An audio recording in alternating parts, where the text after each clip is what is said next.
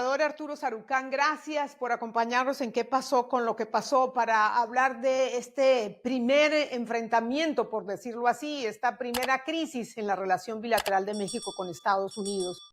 Aparentemente a Donald Trump le están dando resultado sus amenazas de aumento de aranceles. ¿Cómo cree usted que ha manejado la presidenta Claudia Sheinbaum esta crisis o este diálogo con su homólogo Donald Trump? Patricia, para empezar, un gusto siempre estar contigo. De entrada, yo creo que hay que entender esto como una crisis. Sí, es una crisis para la relación México-Estados Unidos, porque además México es más vulnerable que el otro socio norteamericano, que es Canadá, pero es una crisis en realidad para Norteamérica, para los tres socios comerciales norteamericanos, para el acuerdo comercial que se moderniza, por cierto, no hay que olvidarlo, se renegocia y se moderniza durante el primer periodo presidencial de Donald Trump. Lo que está en juego aquí, me parece a mí, es la capacidad de Norteamérica de competir con China en momentos en donde Estados Unidos está inserto en la recalibración más importante de su política exterior y de seguridad desde el fin de la Guerra Fría. Y para que esa política de recalibramiento en lo comercial, en lo económico, en la transición a una economía But Amanda, digital, what the una only economía economic verde, policy sea institute says exitosa, Canada is requiere de Mexico is the Canadá y Estados largest Unidos. trade Por lo tanto, partner. lo que ha hecho Donald About Trump a de third of all amenazar imports come aranceles from Canada, a Mexico, and Canadá, China a combined, México, but most of those vinculados en come from este Canada. momento And so that has a los a temas larger de impact tráfico de on us fentanilo here in y Illinois. migración, que se los It's ha also worth noting that eh, eh, tariffs eh, themselves have ha disproportionate. hecho la amenaza a los dos gobiernos. Me parece que son un primer capítulo en lo que van a ser 4 años complicados para el andamiaje de cooperación, Buenos días a de todas y todos. competitividad, de integración Siempre vamos a comercial de los mantener el tres países diálogo. norteamericanos. Es Dicho fundamental esto, esta evidentemente, relación pues México entre como un México y país el al gobierno de que los Donald Estados Trump le Unidos. Ya tiene en esta una mesa particular de tirria diálogo. por temas que tienen que ver con inversiones suyas en bienes raíces que no le salieron bien en México hace pues más de una década, con un certamen de Miss Universo que tampoco le cuadró en su momento cuando todavía era empresario. Ahí hay un tema complicado que hace que la relación con México sea particularmente difícil, pero yo creo que a partir de el sábado que el presidente formaliza la entrada en el decreto que formaliza los aranceles contra Canadá y Estados Unidos, me parece que la presidenta mexicana en esta ocasión ha sabido con mesura, con cuidado, torear al presidente Trump. Eh, no se subió al caballo de los dimes y diretes, a diferencia de su primera llamada telefónica con él, ya como presidente electo Donald Trump, donde me parece que le ganaron las ansias de jugar para un auditorio doméstico en México. Entonces, mira, se ha abierto una ventana de 30 días. Veremos en las siguientes semanas qué se negocia en materia específica en la lucha contra el fentanilo, que es el gran tema para Donald Trump, porque no hay que olvidar que en ese decreto presidencial que firma el sábado, en donde formaliza los aranceles, hay allí una oración, Patricia, y tú lo tienes muy claro porque cubriste estos temas durante muchísimo tiempo, lo sigues cubriendo. Nunca en la historia moderna de la relación México-Estados Unidos había la Casa Blanca acusado a un gobierno mexicano de contubernio, de alianza con el crimen organizado, con el narcotráfico. Y ese tema, que aparentemente no se toca en la llamada telefónica entre Sheinbaum y Trump, es un tema que me parece que va a dar mucho más en las semanas, meses y años por venir.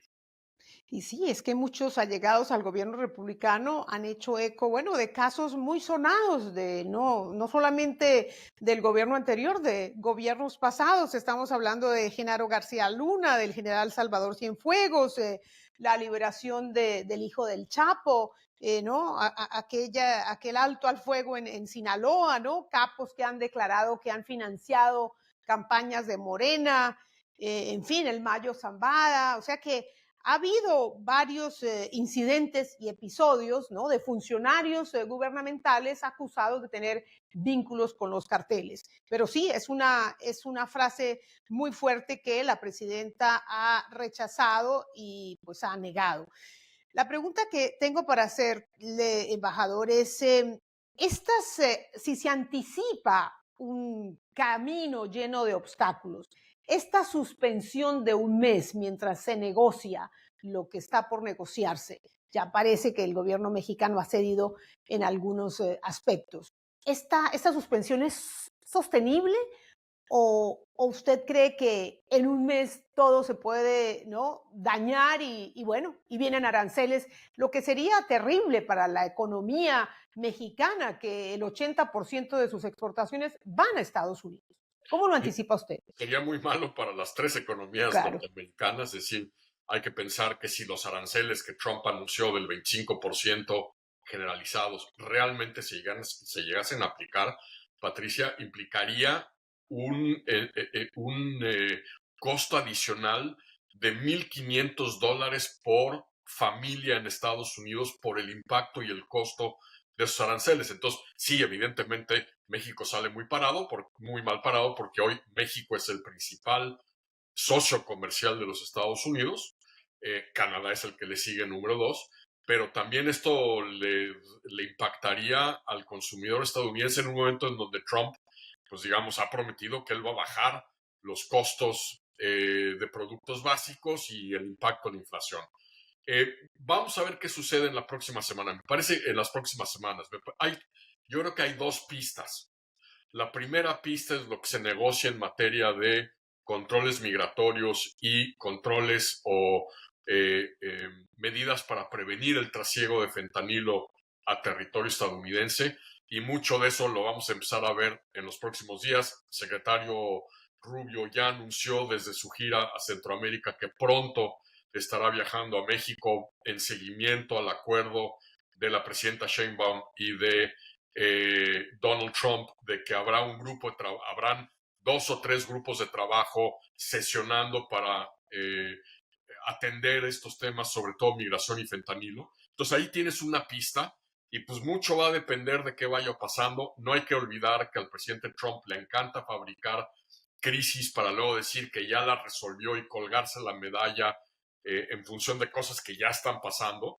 Pero luego tienes la segunda pista, que es el problema que me parece a mí es el verdadero meollo de este asunto, que es que creo que la amenaza de los aranceles, si bien los vinculó explícitamente Trump con migración y fentanilo, en el caso tanto de Canadá como de México, lo que está en juego es en realidad la renegociación temprana del TEMEC, es decir, el Tratado de Libre Comercio entre México, Estados Unidos y Canadá.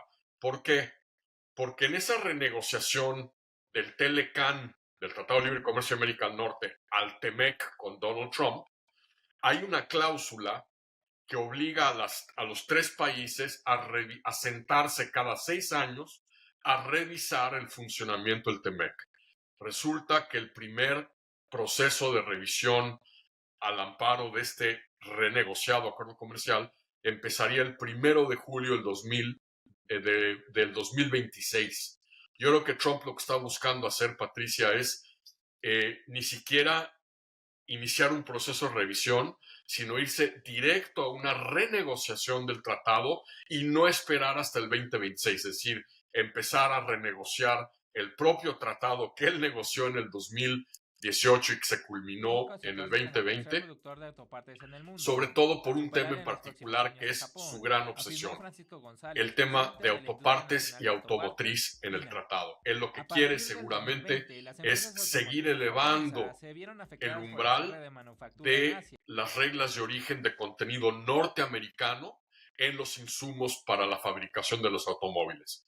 Quiere seguramente elevar del 75%, que es donde está ahora, el nivel de insumos que tienen que ser producidos en Norteamérica y que se ensamblan en los coches a un mayor nivel. Y creo que me parece es la segunda pista que habrá que seguirle la huella con cuidado, porque lo que vayas haciendo en materia de fentanilo y migración, a lo mejor, pues muy bien, se va avanzando, pero no va a resolver necesariamente la obsesión del presidente Trump de revisar precisamente este capítulo de autopartes y automotriz del TEMEC, que es su verdadera obsesión, y la verdadera obsesión de reindustrializar el sector manufacturero automotriz estadounidense. Tiene